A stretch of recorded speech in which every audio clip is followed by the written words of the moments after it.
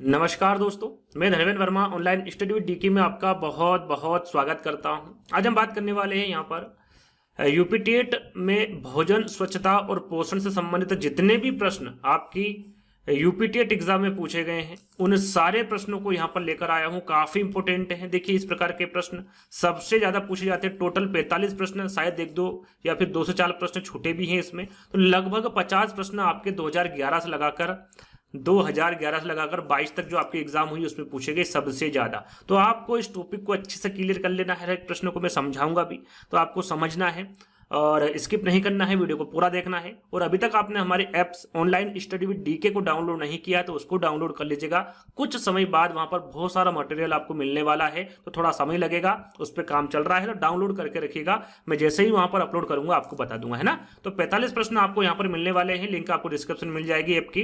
तो भोजन स्वच्छता और पोषण से संबंधित आपको यहाँ पर प्रश्न मिलने वाले हैं। तो शुरुआत करते हैं। शुरुआत करने से पहले अभी तक आपने वीडियो को लाइक नहीं किया तो लाइक करना है, शेयर करना है, चैनल को सब्सक्राइब कर लेना है। तो शुरुआत करते हैं। आज का पहला प्रश्न आपका, एक वयस्क मानव में कुल अस्थियों की संख्या कितनी होती है। यहां पर हड्डियों के बारे में पूछा गया है। किसके बारे में पूछा गया है? हड्डियों के बारे में पूछा गया है ना, की संख्या पूछी गई है। 305, 175, 206 या फिर 270। एक वयस्क मानव में पूछा गया है तो कितनी होती, सभी को पता है 206 होती। कितनी होती है? 206 होती है। यदि जो शिशु हुए उसके बारे में पूछा जाता तो 270 पर आप टिक कर सकते थे, बिल्कुल आपका करेक्ट आंसर होता। लेकिन एक वयस्क मानव की कुल हड्डियों की संख्या पूछी गई है तो 206 आपका यहाँ पर बिल्कुल करेक्ट आंसर होगा।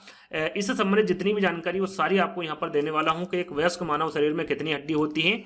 206 हड्डी होती। कौन कौन सी होती है, कितनी होती है, सब आपके सामने यहाँ पर लिखा हुआ है। कपाल की जो हड्डियां होती है फिर अस्थियां होती है वो 8 होती है। चेहरे की 14 अस्थियां होती, कान की 6 हड्डियां होती है, हाइट भाग की 1 अस्थियां होती, कशेरु की दंड की 26 अस्थियां होती है, वक्ष की 29 होती है, कूल्हे की 2 होती है, हाथों जो अग्रपाद होता है उसकी 60 होती है और पैरों के जो पश्च भाग होता है उसकी 60 होती है। ऐसे कुल मिलाकर कितनी होती है? 206 होती है। जन्म के समय जो शिशु होता है उसमें यदि पूछे तो 270 से लगाकर 300 तक होती। विकल्प में 270 हो तो टिक कर दीजिएगा। 280, 290 यानी 300 तक यदि विकल्प में हो तो आप बिल्कुल टिक कर सकते हैं, आपका करेक्ट आंसर होगा, है ना। आगे बात करें, अस्थियां या फिर जो हड्डियां होती हैं वो कैल्शियम, फास्फोरस, सोडियम और अन्य खनिजों के साथ प्रोटीन, कोलेजन से बनी होती है। यहाँ पर हड्डियां किससे बनी होती हैं, ये सारी चीजें यहाँ पर दी हुई है। यहाँ पर कैल्शियम आपको याद रखना है, कैल्शियम ज्यादा पूछा जाता है, विकल्प में कैल्शियम दिया होता है तो इसको आपको याद रखना है ना। तो आगे हम बढ़ेंगे। देखिए, थोड़ी सी और जानकारी मैंने यहाँ पर रखी। मानव शरीर से महत्वपूर्ण जो तथ्य निकल कर आते हैं कि पूछा जाए कि मानव शरीर की सबसे बड़ी हड्डी कौन सी होती है तो आपको पता होना चाहिए फीमर की होती। कहाँ पर होती? तो जंघा पर होती है ना। मानव शरीर की सबसे छोटी, देखिए, सबसे बड़ी होती फीमर और सबसे छोटी होती है आपकी स्टेपी जो कि कान की होती। कहाँ की होती है? कान की होती है। यह प्रश्न आपका यूपी टेट एग्जाम में पूछा गया। आगे हम बात करेंगे इसके बारे में, है ना। यूपी टेट एग्जाम में पूछा गया प्रश्न है ये कि मानव शरीर की सबसे बड़ी ग्रंथि कौन सी है। याद रखिएगा, सीधे सीधे पूछे तो आपका सही आंसर क्या होगा? यकृत होगा, जैसे लीवर भी कहा जाता है। यदि अंतःस्रावी पूछे, सभी के आंसर अलग अलग है ना। मानव शरीर की जो सबसे बड़ी अंतःस्रावी ग्रंथि होती है वो आपकी थायराइड होती है। लेकिन डायरेक्टली आपसे पूछे कि सबसे बड़ी ग्रंथि, और ये पूछा भी गया है, तो ये यकृत, लीवर होगा। मानव शरीर की सबसे बड़ी कोशिका पूछे तो वो आपका न्यूरॉन होगा। क्या होगा? न्यूरॉन होगा। और जल का अवशोषण कहां पर होता है? तो बड़ी आंत में होता है। पूछ जाए सीधे सीधे कि जल का अवशोषण कहां पर होता है तो बड़ी आंत में होता है। और भोजन का अवशोषण कहां पर होता है? तो ये आपकी छोटी आंत में होता है। और मनुष्य के शरीर में कितनी पसलियां होती हैं? यानी कि टोटल यूं पूछे तो 24 होती हैं और जोड़े में पूछे तो कितनी होती हैं? 12 जोड़े होते हैं। कितने होते हैं? 12 जोड़े होते हैं। ये सारी जानकारी इंपोर्टेंट है, इनको एक बार याद कर लीजिएगा। तो अगले प्रश्न की ओर बढ़ेंगे। अगला प्रश्न है आपका, दूसरा प्रश्न है आपका, पारिस्थितिकी तंत्र में ऊर्जा निम्न में से कौन सा क्रम प्रवाह के संबंध में सही। यहां पर देखिए, पारिस्थितिकी तंत्र में ऊर्जा का जो प्रवाह का संबंध है उसका सही क्रम आपको बताना है। क्या है सही क्रम? आपको पता होना चाहिए। इस प्रकार के प्रश्न बहुत ज्यादा पूछे गए यूपी टेट एग्जाम में, तो एक एक करके आपको बताएंगे। यहाँ पर सही क्रम क्या होगा? क्या सबसे पहले उत्पादक आएगा, फिर अपघटक आएगा, क्या उपभोक्ता आएगा, क्या अपघटक, उपभोक्ता, उत्पादक, उत्पादक, उपभोक्ता, अपघटक, उपभोक्ता, उत्पादक या फिर अपघटक। इसके आंसर भी आप कमेंट्स के माध्यम से दे सकते हैं, सारे के आंसर एक एक करके, या फिर अपनी कॉपी में लिख सकते हैं। अंत में जरूर बताएगा कि इन प्रश्नों में आपको कितने नंबर आ रहे हैं। देखिए, यहाँ पर सही क्रम क्या होगा आपका? सबसे पहले क्या होगा आपका? उत्पादक होगा, उसके बाद आपका उपभोक्ता होगा। उपभोक्ता में आपका सर्वाहारी भी आता है, मांसाहारी भी आता है ना, और शाकाहारी, ये सभी उपभोक्ता के अंतर्गत आएंगे। आगे हम बताएंगे एक एक करके। उसके बाद क्या आता है, आपका अपघटक आता है। ये आपका सही क्रम होगा पारिस्थितिकी तंत्र में ऊर्जा का, है ना।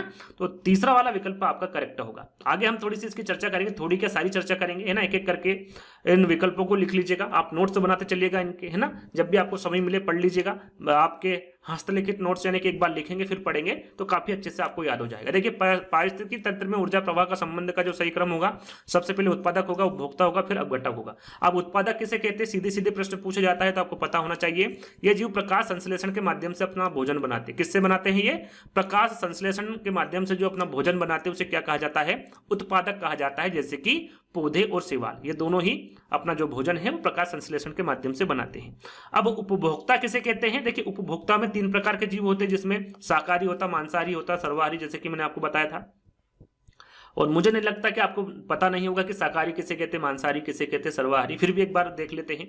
ये जो शाकाहारी होते हैं, याद रखिएगा, ये प्राथमिक उपभोक्ता के अंतर्गत आते हैं। इसके बारे में भी हम आपको बताएंगे इसके बाद में। तो याद रखिएगा, ये प्राथमिक उपभोक्ता के अंतर्गत आते हैं और ये केवल घास और पौधे पर निर्भर रहते हैं, इन्हीं को खाते हैं, जैसे कि खरगोश और हिरन, है ना। और भी जीव होते हैं जो इंपोर्टेंट है, उन्हीं को यहाँ पर रखा है, यानी कि उदाहरण के तौर पर आपको बताया जा रहा है। आगे हम बात करेंगे मांसाहारी के बारे में। जो मांसाहारी जीव होते हैं ये द्वितीयक उपभोक्ता होते हैं। कौन से होते हैं, ये द्वितीयक उपभोक्ता होते हैं, जो मांस खाते हैं, चाहे वहां जीवित जानवर हो या फिर मृत जानवर हो। ऐसे मांसाहारी के अंतर्गत आते हैं, जैसे कि बाघ और शेर। ये किस प्रकार के जानवर है, द्वितीयक उपभोक्ता यानी कि मांसाहारी, है ना। सर्वाहारी किसे कहते हैं, इन जीवों को द्वितीयक उपभोक्ता भी माना जा सकता है, जो पौधों और मांस दोनों को खाते हैं। ये पौधों और मांस यानी कि सर्वाहारी, ये पौधों को भी खाते हैं और मांस को भी खाते हैं, जैसे कि भालू हो गया, सुअर होगा, इसमें मनुष्य भी आता है आपका, है ना। मनुष्य भी आपका सर्वाहारी के अंतर्गत आता है ना। तो ये पौधे को भी खाते हैं और मांस को भी खाते हैं, जैसे कि भालू और सुअर, और मनुष्य भी इसी के अंतर्गत आते हैं। अब अपघटक किसे कहते हैं, एक जीव जो मृत पदार्थों या फिर अपशिष्ट उत्पादों को अपघटन के माध्यम से तोड़ता है, उसे क्या कहा जाता है, अपघटक कहा जाता है। जो मृत पदार्थों या फिर जो अपशिष्ट उत्पादक होते हैं उनको खाता है, उसे क्या कहते हैं, अपघटक कहते हैं। जैसे कि जो जीवाणु होते हैं और कवक होते हैं, दोनों किसके अंतर्गत आते हैं, अपघटक के अंतर्गत आते हैं। अब यहां पर तीसरे प्रश्न की ओर बढ़ेंगे। विटामिन सी की कमी से होने वाली बीमारी के बारे में आपको पता ही होगा, सभी को ये यूपीटेट एग्जाम में पूछा गया, क्या वो स्कर्वी रोग है, बेरी बेरी है, रतौंधी या फिर थकान है। तो मुझे नहीं लगता कि किसी को इसके बारे में पता नहीं होगा। विटामिन सी की कमी से होने वाला नाम आपको बताना है, कौन सी बीमारी होती है। तो विटामिन सी से कौन सी बीमारी होती है, स्कर्वी रोग होता है। कौन सा, स्कर्वी। तो पहला वाला विकल्प आपका सही होगा। इससे संबंधित सारी जानकारी यहां पर लिखी हुई है कि शरीर में विटामिन सी की कमी से स्कर्वी नामक रोग होता है। कौन सा, स्कर्वी नामक रोग होता है। और विटामिन सी का रासायनिक नाम यदि आपसे पूछे तो ऐसा एस्कॉर्बिक एसिड होता है, एस्कॉर्बिक या फिर अम्ल होता है ना। आपको इसका रासायनिक नाम पता ही होगा विटामिन सी का। यह खट्टे पदार्थों में पाया जाता है। किस में पाया जाता है विटामिन सी, खट्टे पदार्थों में पाया जाता है। जैसे कि ये आंवले में सबसे ज्यादा विटामिन सी पाया जाता है। यदि पूछे कि सबसे ज्यादा किसमें विटामिन सी पाया जाता है, तो वो आंवले में पाया जाता है। किसमें, आंवले में। इसके मुख्य स्रोत पूछा जाता है ना। सीटेट एग्जाम उठा के देख लीजिए, यूपीटेट या फिर एनईटेट एग्जाम, इस प्रकार के प्रश्न पूछे जाते हैं। तो मुख्य स्रोत होगा आपका आंवला, संतरा, नींबू और टमाटर, यानी कि जो खट्टे होते हैं वो विटामिन सी के मुख्य स्रोत होते हैं। ये आपको ध्यान में रखना है। विटामिन ए की बात करें तो विटामिन ए का रासायनिक नाम क्या है, तो रेटिनॉल है, जो विकल्प में है उससे संबंधित यहाँ पर आपको जानकारी मिलेगी। तो विटामिन ए का रासायनिक नाम आपका क्या होगा, रेटिनॉल होगा। और इसकी कमी से कौन सा रोग होता है, तो विटामिन ए की कमी से रतौंधी रोग होता है। कौन सा, रतौंधी रोग होता है। और इसके जो मुख्य स्रोत होते हैं वो आपका दूध होगा, घी होगा, गाजर होगा, अंडे, पालक, ये सभी विटामिन ए के मुख्य स्रोत हैं, जिनके बारे में आपको पता होना चाहिए। विटामिन बी की हम बात करें तो विटामिन बी का जो रासायनिक नाम होगा वो थायमिन होगा। क्या होगा, थायमिन। और इसकी कमी से कौन सा रोग होता है, तो इसकी कमी से आपका बेरी बेरी रोग होता है। कौन सा, बेरी बेरी रोग विटामिन बी की कमी से होता है। और उसका रासायनिक नाम थायमिन है। रासायनिक नाम तीनों के याद रखने हैं, पूछे जाते हैं। और इसका जो मुख्य स्रोत होता है वो खाद्यान्न होता है, अंडा, दाल, हरी सब्जी, ये सभी आपके विटामिन बी के मुख्य स्रोत होते हैं। तो ये सारी जानकारी आपको दी है, इसको अच्छे से अपनी कॉपी में नोट डाउन कर लीजिएगा और पढ़ लीजिएगा, है ना। चौथे प्रश्न की ओर चलेंगे। चौथा प्रश्न आपका, घास भूमि क्षेत्र के पारितंत्र की खाद्य श्रृंखला में सबसे उच्च स्तर के उपभोक्ता होते हैं। सबसे उच्च स्तर के उपभोक्ता के बारे में पूछा गया। क्या वो शाकाहारी है, क्या वो मांसाहारी है, क्या वो जीवाणु है या फिर मांसाहारी या फिर शाकाहारी है। सबसे उच्च स्तर के उपभोक्ता के बारे में पूछा गया है, तो वो होते हैं आपके मांसाहारी। कौन होते हैं? मांसाहारी सबसे उच्च स्तर के उपभोक्ता होते हैं। थोड़ी सी इसकी जानकारी मैं आपको दूंगा जिसके बारे में आपको पता होना चाहिए। देखिए, जैसा कि मैं आपको आंसर बता ही चुका हूं, मांसाहारी है। यहाँ पर प्राथमिक उत्पादक से हम शुरू करेंगे।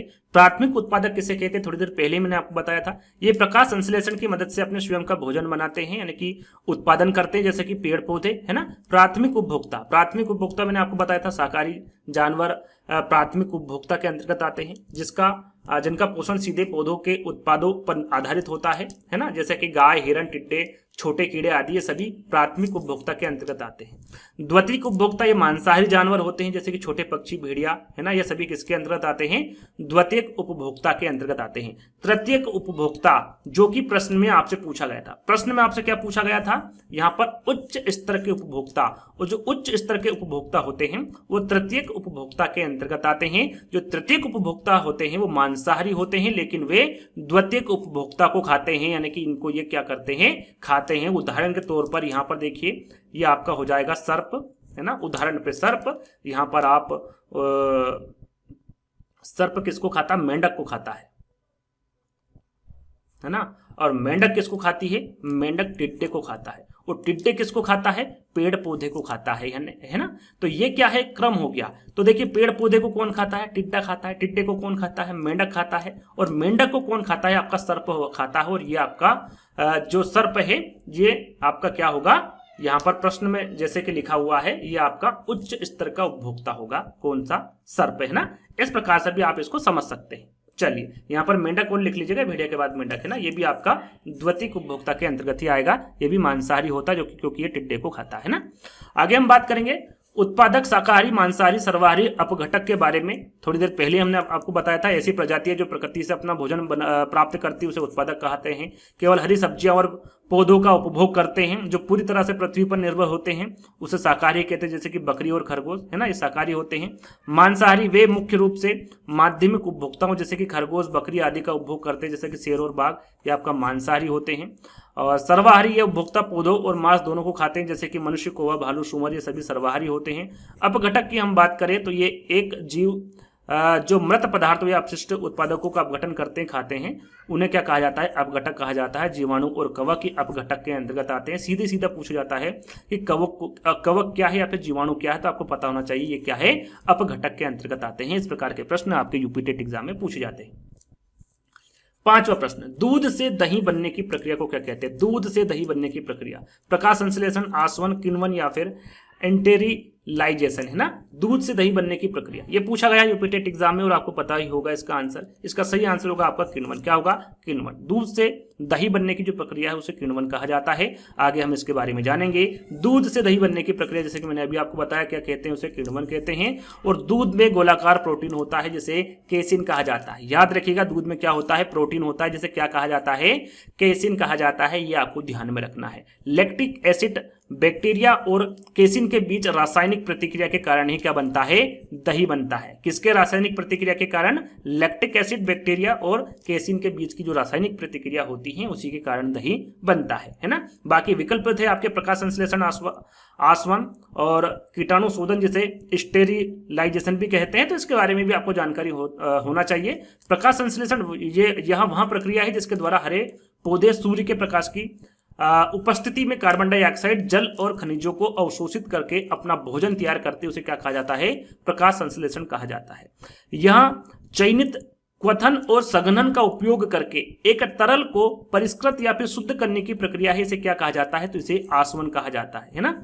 और कीटाणु शोधन किसे कहा जाता है? कि वह प्रक्रिया जिसमें हम जैविक एजेंटों के सभी रूपों, जैसे कि जीवाणु हो गया, आपका विषाणु हो गया, छोटे अन्य सूक्ष्म जीवी हो गए, इनको समाप्त करते हैं, हटाते हैं या फिर निष्क्रिय करते हैं, इसे क्या कहा जाता है?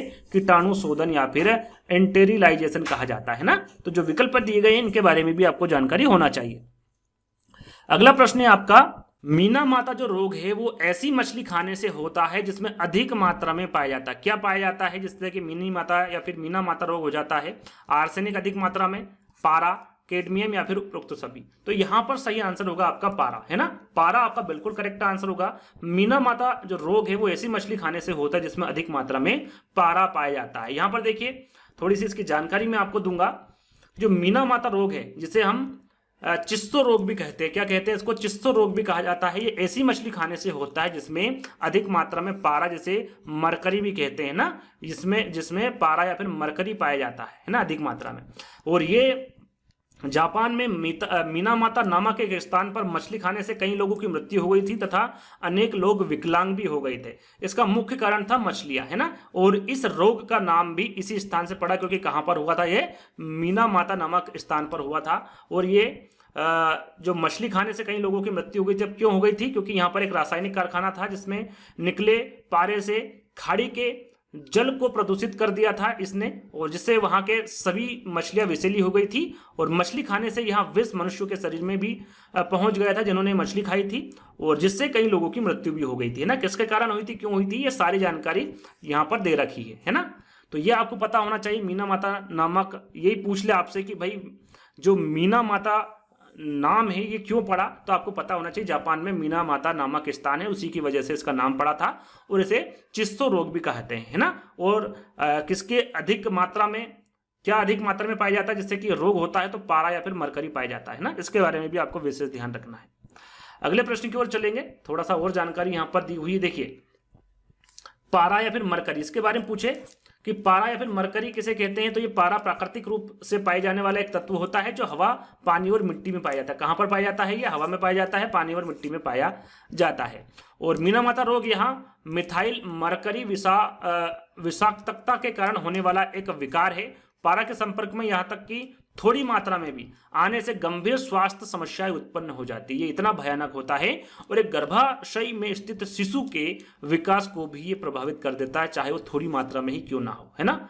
तो याद रखिएगा, यह तंत्रिका तंत्र, पाचन और प्रतिरक्षा प्रणाली, फेफड़े, गुर्दे, त्वचा तथा आंखों की विषाक्त प्रभाव डाल सकता है। किस किस को, ये तंत्रिका तंत्र को, पाचन को, प्रतिरक्षा प्रणाली को, फेफड़े, गुर्दे, त्वचा, इन सभी में, और जो आंख होती है, इन सभी में ये प्रभाव डाल सकता है, हानि पहुंचा सकता है। तो ये आपको ध्यान में रखना है, इंपोर्टेंट है प्रश्न, है ना। आगे हम बात करेंगे अगले प्रश्न की। 7वां प्रश्न है, अपशिष्ट उत्पादों को खाने वाले जीवों को क्या कहते हैं। अपशिष्ट, मृत जानवर, थोड़ी देर पहले ही बताया था। मृत जानवर या फिर जो अपशिष्ट उत्पादक है, इनको खाने वाले जीव को क्या कहते हैं। मृतक भक्षी, मांस भक्षी, शाक भक्षी या फिर रसायन भक्षी, क्या कहते हैं। तो अपशिष्ट या फिर मृत जानवर को खाने वाले को मृतक भक्षी कहते हैं। क्या कहते हैं उसे, मृतक भक्षी या फिर अपघटक कहते हैं, अपघटक, है ना, उसी को मृतक भक्षी भी कहते हैं। तो याद रखिएगा, पहला वाला विकल्प आपका सही होगा। अपशिष्ट उत्पादकों को खाने वाले जीव को क्या कहते हैं, मृतक भक्षी या फिर अपघटक कहते हैं। और अपघटक किसे कहा जाता है, एक जीव जो मृत पदार्थों या फिर अपशिष्ट उत्पादकों को अपघटन के माध्यम से तोड़ता या खाता है, जैसे कि जीवाणु और कवक। अभी थोड़ी देर पहले ही मैंने आपको बताया था। चलिए, पारिस्थितिकी तंत्र में ऊर्जा का मुख्य स्रोत, यहां पर मुख्य स्रोत पूछा गया पारिस्थितिक तंत्र में ऊर्जा का। क्या एटीपी होता है, सूर्य प्रकाश होता है, डीएनए होता है या फिर आरएनए होता है। तो पारिस्थितिकी तंत्र में जो ऊर्जा का मुख्य स्रोत होता है वो सूर्य का प्रकाश होता है। क्या होता है, सूर्य प्रकाश होता है ना। पारिस्थितिकी तंत्र में ऊर्जा का जो मुख्य स्रोत होता है वो सूर्य का प्रकाश होता है, और सूर्य का प्रकाश पृथ्वी के पारिस्थितिकी तंत्र की ऊर्जा का एकमात्र क्या है, स्रोत है ना। तो बी वाला विकल्प आपका बिल्कुल करेक्ट होगा। चल, अगला प्रश्न है, एलपीजी के संदर्भ में क्या सत्य नहीं। यहां पर देखिए असत्य कथन पूछा गया। क्या पूछा गया है, डायरेक्टली असत्य कथन पूछा गया है एलपीजी के संदर्भ में। क्या यहाँ एक स्वच्छ ईंधन, बिल्कुल ये स्वच्छ ईंधन है। यहाँ उच्च उष्मीय मान का है, बिल्कुल यहाँ एक उच्च उष्मीय मान का है। यहाँ नीले ज्वाला से जलने वाला है, बिल्कुल करेक्ट होगा आपका। यहाँ मेथेन उत्सर्जन करने वाला है, तो यहाँ मेथेन उत्सर्जन नहीं करता है। आपका जो फोर्थ वाला विकल्प होगा ये आपका बिल्कुल करेक्ट आंसर होगा, है ना। फोर्थ विकल्प आपका करेक्ट होगा। इसके बारे में यहाँ पर नीचे सारी जानकारी दी गई है कि एलपीजी, सबसे पहले आपको पता होना चाहिए कि एलपीजी का पूरा नाम क्या है। ये पूछा गया है आपके यूपी टेट एग्जाम में, है ना, और आगे भी पूछा जा सकता है। लिक्विड पेट्रोलियम गैस, और हिंदी में इसे क्या कहा जाता है, तरलीकृत पेट्रोलियम गैस। यहाँ मेथेन उत्सर्जन करने वाला नहीं है ना। थोड़ा सा मिसप्रिंट हुआ, ध्यान दीजिएगा। क्या है, यहाँ मेथेन उत्सर्जन करने वाला नहीं है। यहाँ एक रंगहीन गंधहीन तरल पदार्थ होता है जो आसानी से गैस में वाष्पित हो जाता है, और इसमें किसका मिश्रण होता है, तो इसमें 3 गैसों का मिश्रण होता है और जिसमें 2 इंपॉर्टेंट है आपका ब्यूटेन और प्रोपेन, तीसरी है आपकी आइसोब्यूटेन, है ना। और ये 3 एलपीजी गैसों के मिश्रण में शामिल होता है आपका एलपीजी, और ये ज्वलनशील मिश्रण होता है इन तीनों का, है ना। तो इनके बारे में आपको पता होना चाहिए, जो इंपॉर्टेंट है 2 गैसें हैं, बाकी तीसरी गैस के बारे में भी आपको पता होना चाहिए। चलिए आगे हम बात करेंगे अगले प्रश्न की। 9वां प्रश्न है आपका, किसी खाद्य श्रृंखला में शाकाहारी होते हैं। शाकाहारी के बारे में यानी कि मैं प्राथमिक उपभोक्ता किसे कहते हैं, प्राथमिक उत्पादक किसे कहते हैं, प्राथमिक उपभोक्ता, द्वितीयक उपभोक्ता और अपघटनकर्ता के बारे में आपको बता चुका हूं। सीधा सा प्रश्न है, सरल सा प्रश्न है। शाकाहारी किसे कहा जाता है, किसको कहा जाता है, किस उपभोक्ता को कहा जाता है या फिर किस उत्पादक को कहा जाता है, तो आपको सभी को पता है ये प्राथमिक उपभोक्ता को कहा जाता है ना। शाकाहारी किसे कहते हैं, आप प्राथमिक उपभोक्ता को कहते हैं, जिसके बारे में मैं आपको बता चुका हूं। यहाँ पर फिर से एक बार दोहरा लेते हैं ताकि आपसे गलती ना हो, है ना। प्राथमिक उपभोक्ता शाकाहारी जानवर होते हैं जिसमें जिनका पोषण सीधे पौधे के उत्पादक पर आधारित होता है। ये गाय होती है, इसमें हिरण, टिड्डे, छोटे कीड़े, ये सभी किसके अंतर्गत आते हैं, प्राथमिक उपभोक्ता के अंतर्गत आते हैं। हाँ, प्राथमिक उपभोक्ता के अंतर्गत आते हैं प्राथमिक उत्पादक, है ना। ये प्रकाश संश्लेषण की मदद से अपने स्वयं के भोजन का उत्पादन करते हैं, इसमें पेड़ पौधे शामिल होते हैं जैसे कि हमने आपको बताया था, है ना। द्वितीयक उपभोक्ता मांसाहारी जानवर होते हैं जिसमें छोटे पक्षी, भेड़िए, है ना, इसमें आपका मेंढक भी होगा जैसा कि थोड़ी देर पहले हमने आपको बताया था। उसके बाद में तृतीयक उपभोक्ता, इसमें आपका तृतीयक उपभोक्ता भी मांसाहारी होते हैं, लेकिन जो द्वितीयक उपभोक्ता होते हैं इनको ये खाते हैं। तृतीयक उपभोक्ता की ये पहचान होती है। और ये सर्प होते हैं, सर्प मेंढक को खाता है, मेंढक आपको टिड्डे को खाता है, टिड्डे वगैरह को खाता हो, और टिड्डे क्या खाता है, पेड़ पौधे पर आश्रित होता है ना। तो ये ऐसा चक्र चलता रहता है। तो ये आपको आगे और बताएंगे। अब गठन की बात करें तो एक जीव है जो मृत पदार्थों और अपशिष्ट पदार्थों का सेवन करता है, गठन करता है, जैसे कि जीवाणु और कवक, है ना। उदाहरण भी आपको साथ में रखना है ना याद। अगला प्रश्न आपका, पारिस्थितिकी तंत्र के तत्वों के चक्रण को क्या कहते हैं। पारिस्थितिकी तंत्र के तत्वों के चक्रण को क्या कहते हैं। रासायनिक चक्र, जैव भू रासायनिक चक्र, भूगर्भीय चक्र या फिर भू रासायनिक चक्र। पारिस्थितिकी तंत्र के तत्वों के चक्रण को, है ना, जो अभी हमने आपको बताया था, तो इसे क्या कहा जाता है, इसे जैव भू रासायनिक चक्र कहते हैं। क्या कहते हैं, इसे जैव भू रासायनिक चक्र कहते हैं। यहां पर देखिए लिखा भी हुआ है कि पारिस्थितिकी तंत्र के तत्वों के चक्रण को क्या कहते हैं, जैव भू रासायनिक चक्र कहा जाता है। एक जैव भू रासायनिक चक्र एक मार्ग है जिसके द्वारा एक रासायनिक पदार्थ पृथ्वी के जीवमंडल, स्थलमंडल, वायुमंडल और जलमंडल घटकों से होकर गुजरता है ना। और इस प्रकार प्रत्येक चक्र के तत्वों का निर्जीव से सजीव और वापस निर्जीव की ओर प्रवाह जैव भू रासायनिक चक्र कहलाता है। क्या कहलाता है, ये जैव भू रासायनिक चक्र कहलाता है। इसमें जो तत्व होते हैं निर्जीव से सजीव की ओर और वापस निर्जीव की ओर प्रवाह करते हैं। और जीवन के लिए आवश्यक विभिन्न जैव भू रासायनिक चक्र जो है वो आपका जल चक्र होगा, कार्बन चक्र होगा, नाइट्रोजन चक्र होगा, फास्फोरस चक्र होगा और सल्फर चक्र होगा। यहाँ पर जीवन के लिए बताया गया है कि जीवन के लिए आवश्यक विभिन्न जैव भू रासायनिक चक्र कौन कौन से हैं, तो आपको इसके बारे में भी जानकारी होना चाहिए। चलिए अगला प्रश्न आपका, निम्नलिखित में से कौन सा जैवमंडल का अजैविक घटक नहीं है। यानी कि सीधे सीधे जैविक घटक के बारे में पूछा गया है। जैविक घटक, एक होता अजैविक घटक और दूसरा होता जैविक घटक। तो कौन सा अजैविक घटक नहीं है इसके बारे में पूछा गया। क्या प्रोटीन है, क्या मृदा, कवक या फिर फास्फोरस। तो यहाँ पर देखिए प्रोटीन, मृदा और फास्फोरस ये तीनों ही अजैविक घटक के अंतर्गत आते हैं। लेकिन जो कवक है ना, करेक्ट आंसर आपका क्या होगा, यहाँ पर कवक होगा। कवक अजैविक घटक नहीं होता है, ये क्या होता है, जैविक घटक के अंतर्गत आता है। यहाँ पर देखिए सारी जानकारी दी हुई है कि कवक जैवमंडल का अजैविक घटक नहीं है, यहाँ क्या है, जैविक घटक है। अब जैविक घटक किसे कहते हैं, अजैविक घटक किसे कहते हैं, इसके उदाहरण कौन कौन से हैं वो सारे यहाँ पर दे रखे हैं कि उत्पादक, उपभोक्ता और अपघटक पर्यावरण के जैविक घटक है। यानी कि जिसमें उत्पादक भी आ जाता है ना, उपभोक्ता जो मैंने आपको उदाहरण दिए हुए हैं जिसमें आपका शाकाहारी, मांसाहारी, सर्वाहारी ये सभी उपभोक्ता के अंतर्गत आते हैं। और अपघटक, ये तीनों जो घटक है ना, ये सब क्या है, जैविक घटक है। इनके अंतर्गत आने वाले जितने भी जीव होते हैं जिसमें आपके पौधे हो गए, जानवर, कीड़े मकोड़े हो गए, केचुआ, नेमाटोड्स हो गया, थार्डोपोड हो गया, प्रोटोजोआ हो गया, कवक, मिट्टी में रहने वाले बैक्टीरिया शामिल होते हैं। वो सभी चीज जो जीवित है ना, ये ध्यान में रखना है। जो चीज जीवित है वो आपकी जैविक घटक होगा, है ना। जैविक उसे क्या कहते हैं, जैविक घटक कहते हैं या फिर वो जैविक घटक कहलाता है। अजैविक घटक क्या है, पारिस्थितिकी तंत्र के सभी अकार्बनिक घटक, प्रकृति की निर्जीव भौतिक और रासायनिक संरचना अजैविक घटक है। यानी कि जो मृत है ना, जो निर्जीव है उसे अजैविक घटक कहते हैं। उदाहरण आपका भूमि हो गया, है ना, पत्थर हो गया, पानी, प्रोटीन, फास्फोरस, मृदा, धरण और जैविक अपशिष्ट, वायु आदि ये सभी क्या है, अजैविक घटक के अंतर्गत आते हैं। तो जैविक घटक किसे कहते हैं, अजैविक घटक किसे कहते हैं, इसके बारे में आपको पता होना चाहिए। जो जीवित है उसे जैविक घटक कहते हैं और जो निर्जीव है उसे अजैविक घटक कहते हैं। इससे आप सारी जानकारी प्राप्त कर सकते हैं छोटी सी बात से, है ना। तो जैसे कि यहाँ पर भूमि है, पत्थर है, पानी, प्रोटीन है, सभी क्या है, इनमें निर्जीव है ये सभी, है ना, इनमें जीवन नहीं है, तो ये आपके अजैविक घटक के अंतर्गत आएंगे। आगे हम बात करेंगे अगले प्रश्न में, 12वां प्रश्न है आपका, घास भूमि क्षेत्र के पारितंत्र की खाद्य श्रृंखला में सबसे उच्च स्तर के उपभोक्ता होते हैं। यहाँ पर देखिए सबसे उच्च स्तर के, ये प्रश्न आपका फिर से पूछा गया ना, रिपीटेड प्रश्न है आपका, शाकाहारी, मांसाहारी, जीवाणु या फिर मांसाहारी या फिर शाकाहारी। तो उच्च स्तर के उपभोक्ता के बारे में आपको बता चुका हूं, क्या होगा आपका मांसाहारी, बिल्कुल। यहाँ पर उत्पादक क्या है आपका, घास है। यहाँ पर आप चित्र के माध्यम से भी देख सकते हैं, यहाँ पर लिख देता हूं उत्पादक, है ना। प्राथमिक उपभोक्ता क्या है आपका, टिड्डा। घास को कौन खाता है आपका, कीट खाता है ना, यानी कि टिड्डा भी से कहते हैं, कीट भी कहते हैं, कीट भी कह सकते हैं। ये क्या है आपका प्राथमिक उपभोक्ता है ना। मेंढक क्या है आपका, मेंढक आपका द्वितीयक उपभोक्ता है। और सांप क्या है आपका तृतीयक उपभोक्ता है। तो यहां पर आप देख सकते हैं, है ना, यानी कि जो घास है उसे टिड्डा खाता है, टिड्डे को मेंढक खाता है और मेंढक को कौन खा जाता है, सर्प खा जाता है। तो सर्प क्या है यहां पर सबसे उच्च उपभोक्ता, इसको आप कह सकते हैं ना, यानी कि तृतीय उपभोक्ता। और सर्प क्या होता है, मांसाहारी होता है, जो कि द्वितीय उपभोक्ता को खाता है ना। तो ये आपका सबसे उच्च उपभोक्ता, ऐसा आप मान सकते हैं, उच्च स्तरीय उपभोक्ता।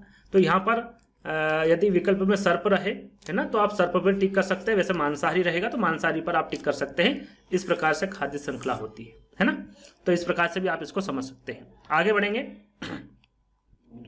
प्राथमिक उपभोक्ता, प्राथमिक उत्पादक, द्वितीयक उपभोक्ता, तृतीयक उपभोक्ता, ये सारी चीजें मैं थोड़ी देर पहले आपको बताया हूं, वापस हम नहीं पढ़ेंगे, सीधे चलेंगे 13वें प्रश्न पर। चरने वाले पशु वनस्पति को कैसे बदलते हैं, बीज प्रकीर्ण द्वारा, पर परागण द्वारा, चुनकर चरना या फिर रोग फैलाकर। तो सभी को पता है जो चरने वाले पशु वनस्पति को कैसे बदलते हैं, चुनकर, है ना, कैसे बदलते हैं, चुनकर। तीसरा वाला विकल्प आपका सही होगा। अगला प्रश्न, निम्नलिखित में से कौन स्वस्थ अस्थियों के लिए आवश्यक है। यहां पर अस्थियां या फिर हड्डियां, स्वस्थ हड्डियों के बारे में यहां पर बात की जा रही है, अस्थियों के बारे में बात की जा रही है। पोटेशियम एवं विटामिन के है, कैल्शियम एवं विटामिन ई है, कैल्शियम एवं विटामिन सी या फिर कैल्शियम एवं विटामिन डी है। सही आंसर क्या होगा, तो यहां पर देखिए स्वस्थ अस्थियों यानी कि हड्डियों के बारे में बात की जा रही है, तो कैल्शियम एवं विटामिन डी आपका बिल्कुल करेक्ट आंसर होगा। ये आवश्यक है, इसके बारे में संपूर्ण जानकारी आपको देंगे। यहां पर देखिए कैल्शियम एवं विटामिन डी जो है वो हड्डियों के लिए आवश्यक होता है या फिर होती है। शरीर के लिए विटामिन डी और कैल्शियम दोनों ही जरूरी होते हैं और ये हड्डियों, दांतों के साथ कई अन्य समस्याओं से शरीर को सुरक्षित रखता है आपका, क्या, दोनों, विटामिन डी और कैल्शियम। विटामिन डी वसा में घुलनशील होता है, याद रखिएगा इंपॉर्टेंट है, विटामिन डी जो होता है वो वसा में घुलनशील होता है। और विटामिन डी को सनशाइन विटामिन भी कहते हैं। और किससे प्राप्त होता है, ये सूर्य से प्राप्त होता है, इसलिए इसे सनशाइन विटामिन भी कहते हैं। और विटामिन डी का रासायनिक नाम क्या होता है, तो इसका रासायनिक नाम होता है कैल्सीफेरॉल, है ना, कैल्सीफेरॉल विटामिन डी का रासायनिक नाम होता है। और विटामिन डी से कौन सा रोग हो जाता है, तो आपको पता होना चाहिए, रिकेट्स नामक, विटामिन डी से रिकेट्स नामक रोग हो जाता है। और इसके प्रमुख स्रोत की हम बात करें तो आपका सूर्य का प्रकाश है, दूध है, मछली का तेल है। और सबसे ज्यादा जो आपका विटामिन डी का प्रमुख स्रोत होता है वो सूर्य होता है, प्राकृतिक रूप से सूर्य की किरणों द्वारा ही प्राप्त होता है विटामिन डी, है ना। तो इसके बारे में आपको पता होना चाहिए सारी जानकारी, जो कि मैं आपको बता चुका हूं। चलिए अगला प्रश्न, इंसुलिन की रासायनिक प्रकृति। यहां पर देखिए जो इंसुलिन है इसका रासायनिक प्रकृति पूछा गया, क्या है, विटामिन है, प्रोटीन है, वसा है या फिर कार्बोहाइड्रेट है।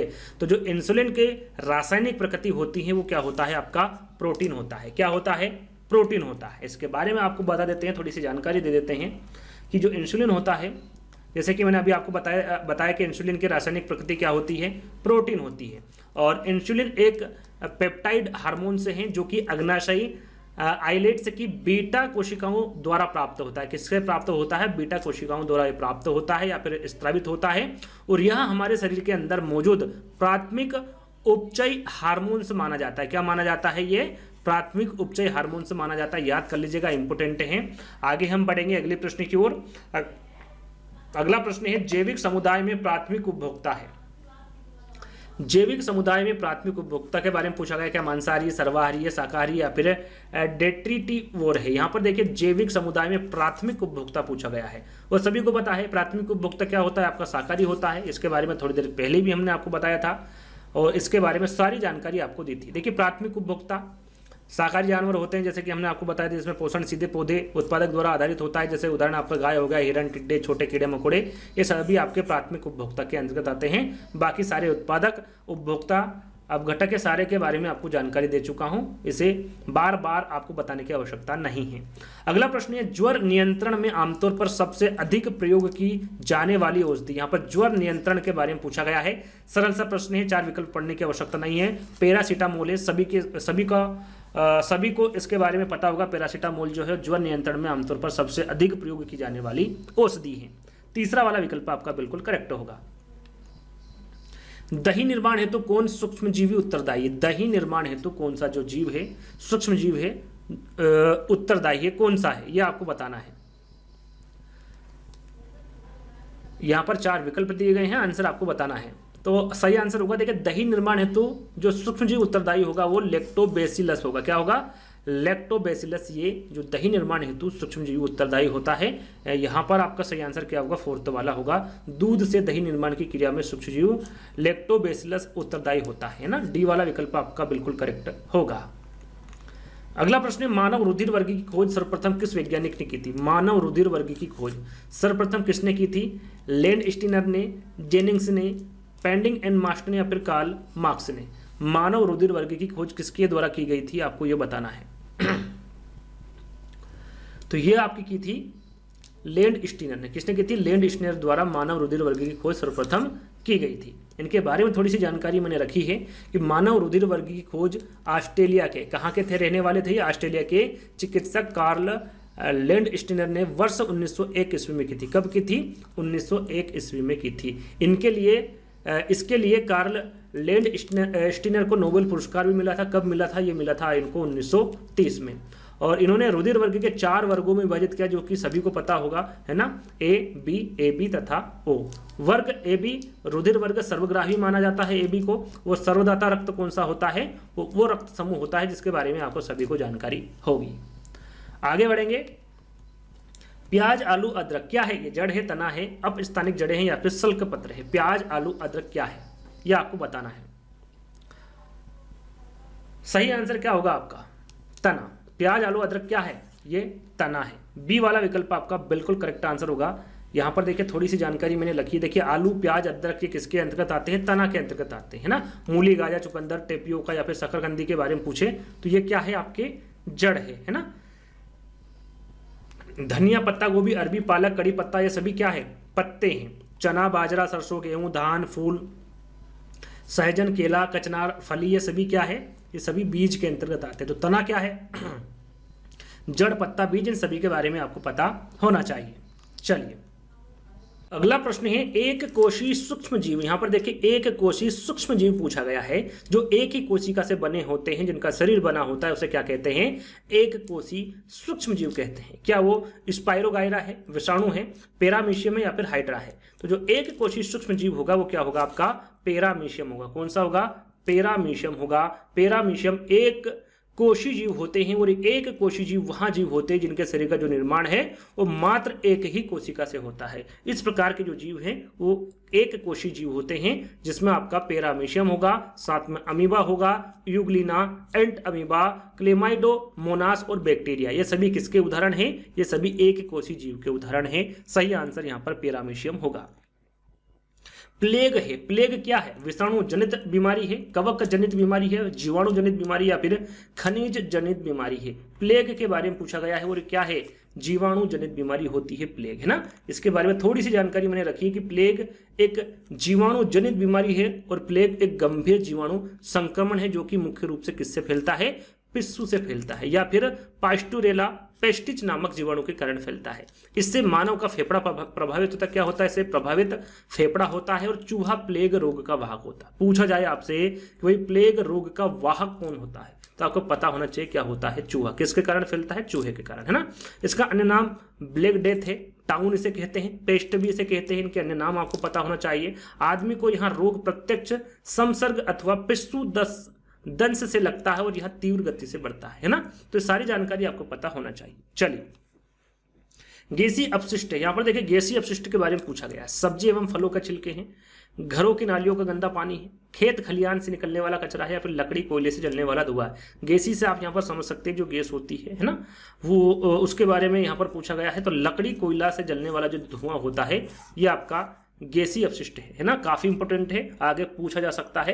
तो यहाँ पर थोड़ी सी जानकारी मैंने रखी है कि जो गैसीय अपशिष्ट वे पदार्थ होते जो किसी अन्य पदार्थ के अपशिष्ट होते हैं, यानी कि किसी अन्य पदार्थ यानी पहले से जो अपशिष्ट है उसका जो अपशिष्ट होता है उसे क्या कहते हैं? गैसीय अपशिष्ट कहते हैं। और गैसीय रूप में ये होते हैं तथा इससे पर्यावरण में प्रदूषण होता है जो कि मुख्यतः वायु प्रदूषण का कारण बनता है। किसके कारण? वायु प्रदूषण का एक कारण बनता है, जिसमें लकड़ी कोयले से जलने वाला धुआं आ जाएगा, आपका औद्योगिक क्षेत्रों के चिमनियां का धुआं आ जाएगा, जंगलों में लगने वाली जो आग है उससे निकलने वाला धुआं, ये सभी गैसीय अपशिष्ट के अंतर्गत आते हैं। जिससे इससे methane, carbon monoxide, carbon dioxide आदि गैस निकलती है जो कि पर्यावरण को नुकसान पहुंचाती है ना। तो ये आपको ध्यान में रखना है। चलिए, अगला प्रश्न है, जब मोर सांप को खाता है, सांप कीड़े को खाता है और कीड़े हरे पौधे को खाते हैं तो मोर का पोषण तल क्या है? क्या वो प्राथमिक उपभोक्ता है, अंतिम अपघटक है, प्राथमिक अपघटक है, या फिर खाद्य पिरामिड के शीर्ष पर है? हम इसे उल्टा करके देखते हैं।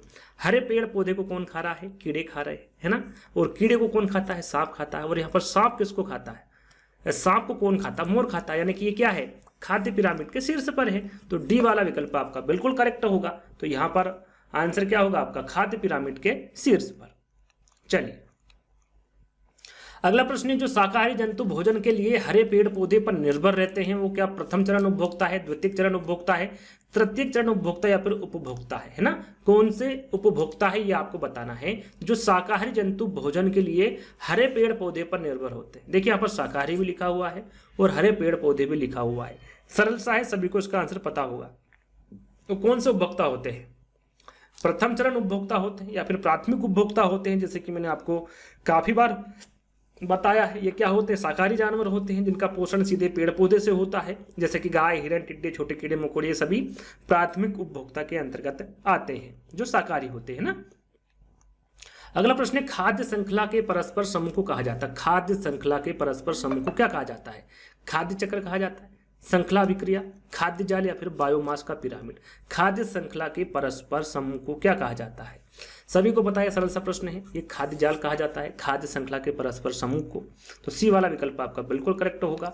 वायरस संक्रमण से होने वाला रोग कौन सा है? टाइफाइड, कालरा, जुखाम या फिर मलेरिया। वायरस संक्रमण के बारे में पूछा गया है कि इससे होने वाला रोग कौन सा है, वायरस से कौन सा रोग होता है। तो इससे कौन सा होगा? आपका जुखाम होगा, है ना, सर्दी जुखाम हो जाएगा। तो ये किससे फैलता है? वायरस से फैलता है। तो डी वाला विकल्प आपका बिल्कुल करेक्ट होगा। बाकी जुखाम वायरस से होने वाला संक्रमण है, जबकि टाइफाइड, कालरा तथा मलेरिया है ये जल जनित रोग है। याद रखिएगा ये किस प्रकार के रोग है? जल जनित रोग है। और जुखाम जो है ये वायरस से होने वाला संक्रमण रोग है। समुद्री शैवाल किसका महत्वपूर्ण स्रोत है? क्लोरीन का है, ब्रोमीन का है, आयोडीन का है या फिर लोहा का है? तो समुद्री शैवाल सरल सा है, ये किसका महत्वपूर्ण स्रोत है? आयोडीन का महत्वपूर्ण स्रोत है। और इसकी कमी से कौन सा रोग हो जाता है? घेंगा रोग हो जाता है। सेक, जिसे लाइकेन भी कहते हैं, क्या है? ये परजीवी है, रसायन स्वपोषी है, अपघटक है या फिर सहजीवी है। सेक यानी कि जो लाइकेन है वो क्या है? सबसे पहले तो आपको पता होना चाहिए कि जो लाइकेन है वो किसके अंतर्गत आता है। वैसे पहले इसका आंसर जान लेते हैं, उसके बाद हम जानकारी देंगे। देखिए, सेक लाइकेन क्या है? सहजीवी है। क्या है? सहजीवी। अब सहजीवी किसे कहते हैं? तो यहाँ पर देख सकते हैं, सबसे पहले देखेंगे लाइकेन जो है वो क्या है? सहजीवी है। और लाइकेन एक प्रकार की काई होती है जो प्रायः नमी वाले स्थानों पर देखने को मिलती है। क्या होती है? काई होती है। और सहजीवी की हम बात करें तो ऐसे जीव जो परस्पर एक दूसरे पर निर्भर रहते हुए अपना जीवन यापन करते, जैसे कि लाइकेन। एक ऐसे जीव जो परस्पर एक दूसरे पर निर्भर रहते हुए अपना जीवन यापन करते हैं उसे क्या कहते हैं? सहजीवी कहते हैं। और इसका उदाहरण क्या होगा? आपका लाइकेन होगा। और लाइकेन एक ऐसा सहजीवी पद है जो शैवाल और कवच के परस्पर मिलने से बनता है। और ये स्वपोषी होते हैं। कैसे होते हैं? ये स्वपोषी होते हैं। शैवाल कवक को सहायता प्रदान करता है और कवक शैवाल को सहायता प्रदान करता है। ये एक दूसरे पर निर्भर होते हैं, एक दूसरे पर निर्भर रहते हैं, इसलिए इसे क्या कहा जाता है, सहजीवी कहा जाता है। लाइकेन को वायु प्रदूषण का सूचक माना जाता है। वायु प्रदूषण का, जब वायुमंडल में SO2 की मात्रा बढ़ जाती है तो क्षेत्र में पाए जाने वाले लाइकेन क्या होते हैं, समाप्त हो जाते हैं। तो याद रखिएगा लाइकेन किसे कहते हैं, सहजीवी किसे कहते हैं ना। आगे हम बढ़ेंगे। CNG का ईंधन के रूप में किसमें इस्तेमाल होता है, CNG का ईंधन है ना, वाहनों में होता है, उद्योगों में, खाना बनाने में, या फिर वाहनों एवं उद्योगों में। CNG का ईंधन के बारे में पूछा गया है ना। तो सही आंसर आपका क्या होगा यहाँ पर, वाहनों एवं उद्योगों दोनों में ही CNG का ईंधन इस्तेमाल होता है। डी वाला विकल्प आपका सही होगा। देखिए CNG का फुल फॉर्म क्या होता है पूछा जाता है, कंप्रेस्ड नेचुरल गैस CNG का फुल फॉर्म होता है। इसका उपयोग वाहनों एवं उद्योगों में ईंधन के रूप में किया जाता है। प्राकृतिक गैस की तरह CNG भी रंगहीन, गंधहीन और बेसिन होता है। कौन सा, CNG है ना। इसमें मुख्य रूप से मीथेन जो है वो 80 से 90% पाया जाता है और इथेन, प्रोपेन होता है, यानी कि तीन इसमें इथेन, प्रोपेन और मीथेन इसमें जो गैसें हैं वो पाई जाती है। लेकिन जो सबसे ज़्यादा इंपॉर्टेंट है, सबसे ज़्यादा जो पाई जाती है वो मीथेन पाई जाती है। और CNG का प्रमुख घटक जैसे कि मैंने आपको बताया क्या होगा, आपका मीथेन होगा, है ना। आगे हम बढ़ेंगे। CNG संक्षिप्त रूप क्या है, जैसे कि देखिए मैंने अभी आपको बताया CNG का पूरा नाम क्या है, ये पूछा गया है यूपी टेट एग्जाम में। तो अभी मैंने आपको बताया था कंप्रेस्ड नेचुरल गैस, तो यहाँ पर बी वाला विकल्प सही होगा, है ना। थोड़ा सा ये नेचुरल लिखा हुआ है ना, natural gas, compressed natural gas, यहाँ पर देखिए मैंने आपको बताया था, है ना।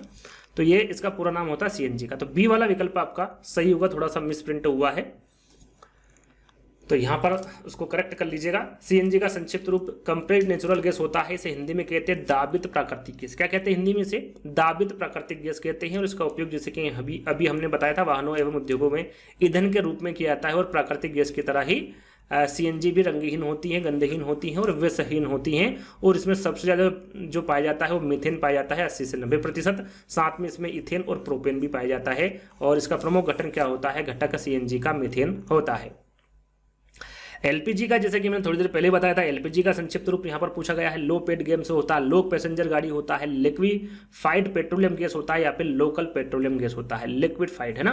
तो LPG का संक्षिप्त रूप तो थोड़ी देर पहले ही मैंने आपको बताया था, क्या होता है, लिक्विडफाइड पेट्रोलियम गैस होता है LPG का पूरा नाम या फिर संक्षिप्त रूप, है ना। तीसरा वाला विकल्प आपका करेक्ट होगा।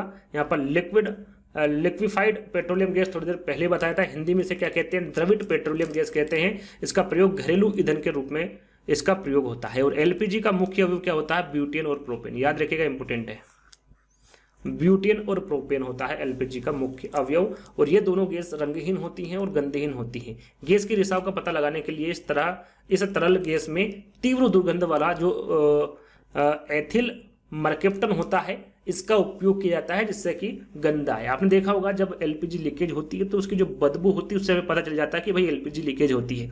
लेकिन उसमें जो प्रयोग होता है, जो हमें जरूरत होती है, वो ब्यूटेन और प्रोपेन की होती है। लेकिन वो क्या होता है, गंधहीन होता है, रंगहीन होता है, उसका कोई रंग नहीं होता है, उसकी कोई गंध नहीं होती ब्यूटेन और प्रोपेन की। तो उसमें गंध लाने के लिए कि हाँ भाई पता चल सके कि LPG यहाँ पर लीकेज हो रही है, यहाँ पर इसका स्त्राव हो रहा है, तो उसकी वजह से उसमें क्या डाला जाता है, दुर्गंध वाला जो एथिल मर्केप्टन होता है वो डाला जाता है, जिससे कि हमें पता लग जाता है कि LPG लीकेज हो रही है ना। LPG गैस में प्रोपेन और ब्यूटेन की गैस का जो है 95% होता है तथा 5% अन्य गैस होते हैं।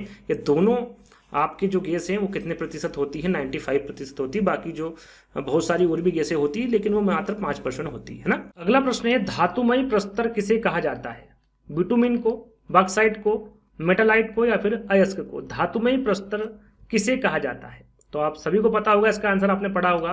सही आंसर होगा अयस्क, है ना। धातुमयी प्रस्तर किसे कहा जाता है, तो ये अयस्क को कहा जाता है। अगला प्रश्न है, पारिस्थितिकी तंत्र का उदाहरण। यहां पर देखिए पारिस्थितिकी तंत्र का उदाहरण पूछा गया है, क्या होगा, वायु है, तालाब है, जल है, या फिर मृदा है। पारिस्थितिकी तंत्र का उदाहरण क्या होगा, आपका तालाब होगा। क्या होगा, तालाब। पारिस्थितिकी तंत्र का उदाहरण आपका बिल्कुल करेक्ट आंसर तालाब होगा। तालाब एक प्रकार का पारिस्थितिकी तंत्र का उदाहरण है, क्योंकि तालाब में जैव अजैव तत्वों के साथ साथ जीव जंतुओं तथा पेड़ पौधे की उपस्थिति होती है, इसलिए जो तालाब है वो एक प्रकार का पारिस्थितिकी तंत्र है। अगला प्रश्न है, कौन जीवी कारक नहीं। यहां पर देखिए जीवी कारक पूछा गया है, जीवी कारक नहीं है, यानी कि अजैविक कारक कौन सा है। ये पूछा गया, पेड़ पौधे, जंतु, सूक्ष्म जीव या फिर प्रस्तर।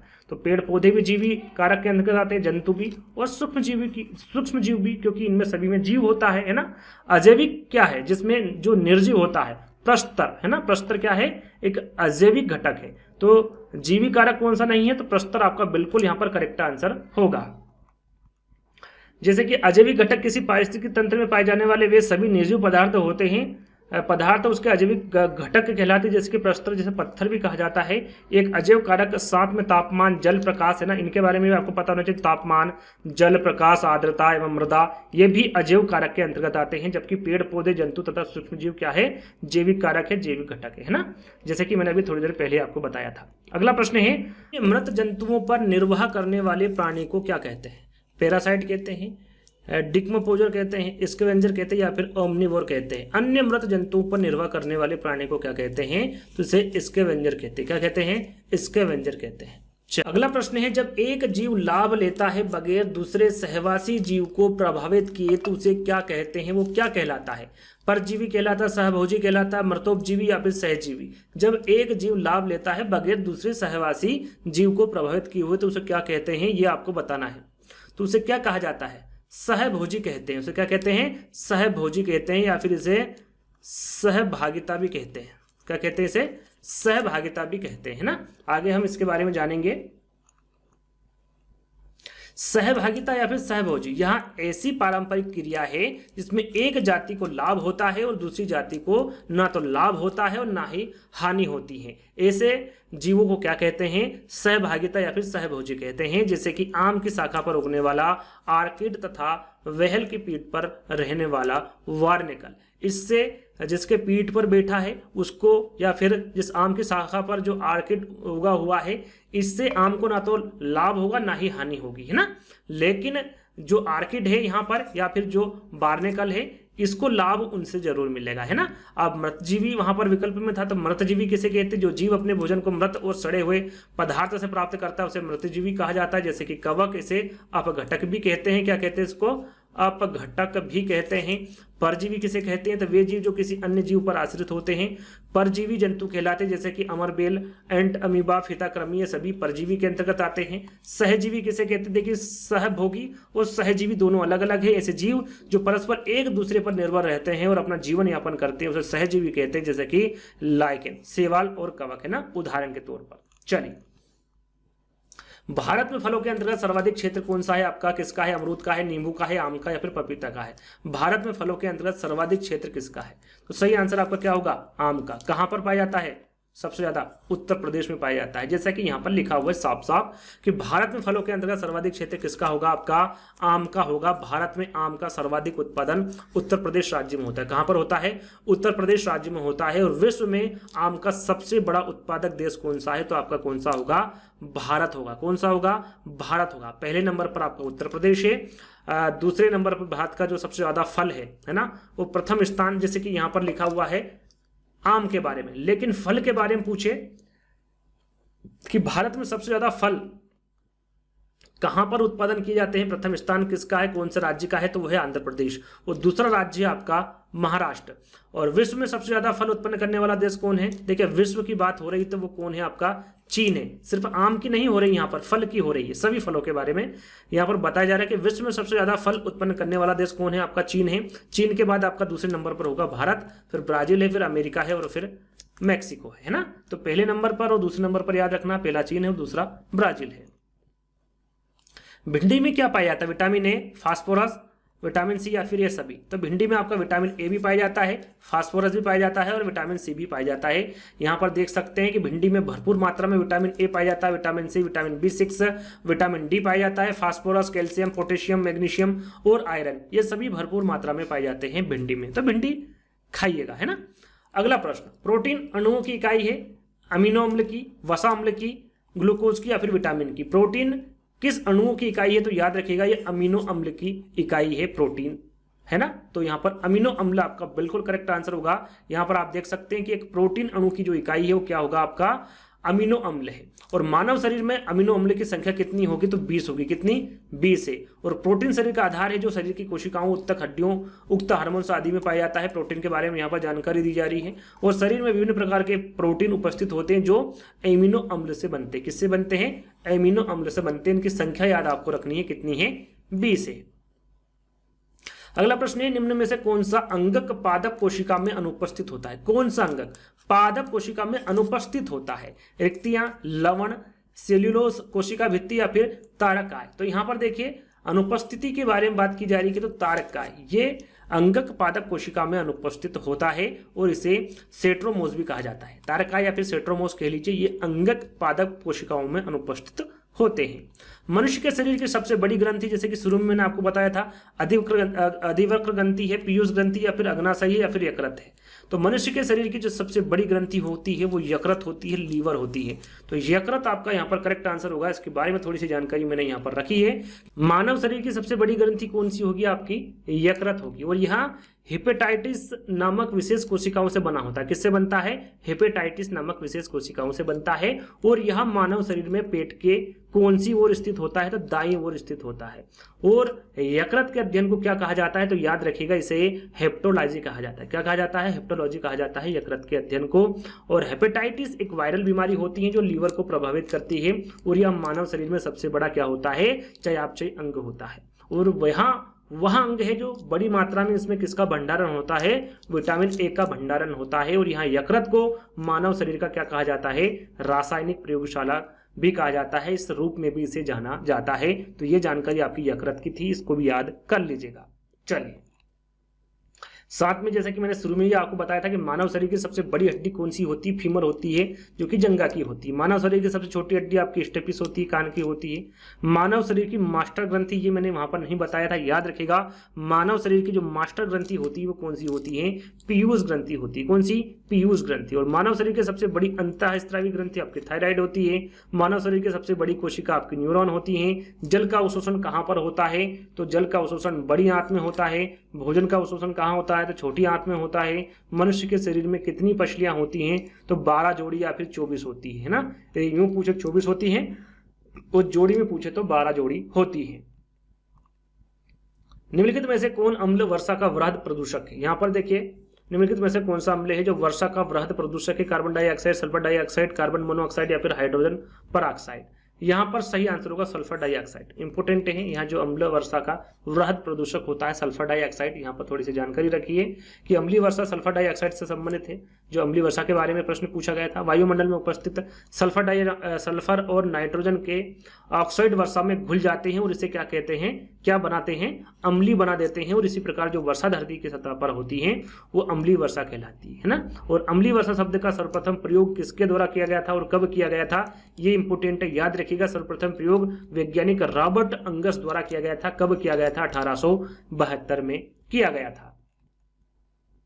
अगला और लास्ट प्रश्न, जैसा कि मैंने शुरू में आपको बताया था, टोटल 45 प्रश्न आपको मिलेंगे। पादप हार्मोन्स जो फलों को पकाने में सहायता करता है वो क्या है? साइटोकानिन है, जिब्रेलिन है, ऑक्सिन है या फिर इथाइलिन है? तो जो पादप हार्मोन्स फलों को पकाने में सहायता करता है वो क्या है? तो वो इथाइलिन है। क्या है? इथाइलिन। फोर्थ वाला विकल्प आपका सही होगा। इसके बारे में थोड़ी सी जानकारी आपको दे देता हूं। जो इथाइलिन है, जिसे एथिलीन भी कहा जाता है, पादप हार्मोन है जो फलों को पकाने का महत्वपूर्ण रासायनिक अवयव है। इथाइलिन कैल्शियम कार्बाइड का एक अवयव है। कैल्शियम कार्बाइड को पानी के साथ मिलाने पर एथाइलिन प्राप्त होता है जिससे फलों को पकाया जाता है। और इसका आणविक सूत्र पूछे, एथाइलिन का आणविक सूत्र होता है C2H4, है ना।